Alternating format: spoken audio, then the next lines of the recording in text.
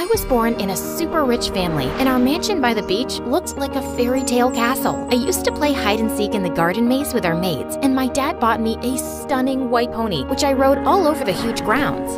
Princess, your smile lights up my world, and I will never let you down. He lied, big time. When I was in 4th grade, his company was accused of financial fraud. Dad managed to avoid being jailed, but we lost everything. My pony was sold, and we moved to an ordinary house in an average neighborhood. After that, my parents argued every single day, and soon they got divorced. Dad left us and never looked back. He never even sent a card on my birthday. Mom started a new life and started dating another man. I had no choice but to move on too, and I quickly made friends with kids in my new neighborhood. Although I enjoyed playing with them, I struggled to come up with ideas for games, so I preferred to follow the rest. One of the kids, Tom, was a natural leader. He often told us what to do, playing an admiral, a king, or even my future husband. Sophie, when we grow up, you will marry me. Okay. We all played outside till it was dark, and Tom often walked me back home, which was sweet. But over time, his behavior started to get strange. Like once when he had to go visit his grandma for a week, he told me not to play with anyone else while he was gone. We were also in the same class at school, and I loved making friends and joking around with everyone, but it seemed to bother Tom a lot.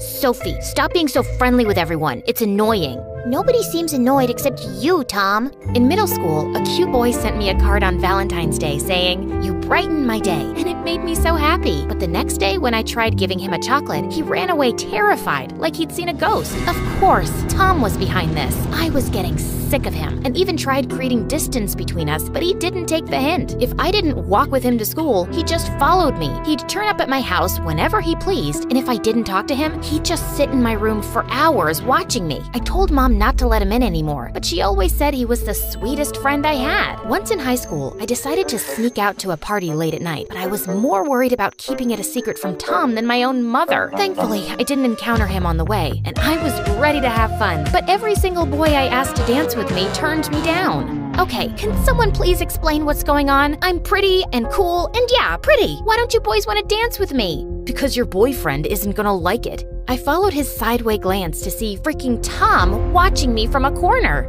Tom, are you stalking me? And stop telling people you're my boyfriend. It's dangerous for you to be out alone so late, so of course I followed you. And I never said I'm your boyfriend, I'm your fiance. You accepted my proposal, remember? We were 9 years old. Listen, we are not dating or engaged, and I don't need your protection. You need to back off. I'm warning you. I should have stopped this nonsense a long time ago, but to be honest, I was a bit scared of Tom. But now, I really needed to send him a clear message that I was not his property. So the next day, I asked the strongest guy in school to date me. It started out well, but on the 3rd day, my boyfriend disappeared. He broke up with me on the phone and didn't come to school. And soon, I heard he'd left the city. Now, I was officially untouchable. Although I was furious with Tom, I still cared about him and he obviously needed help.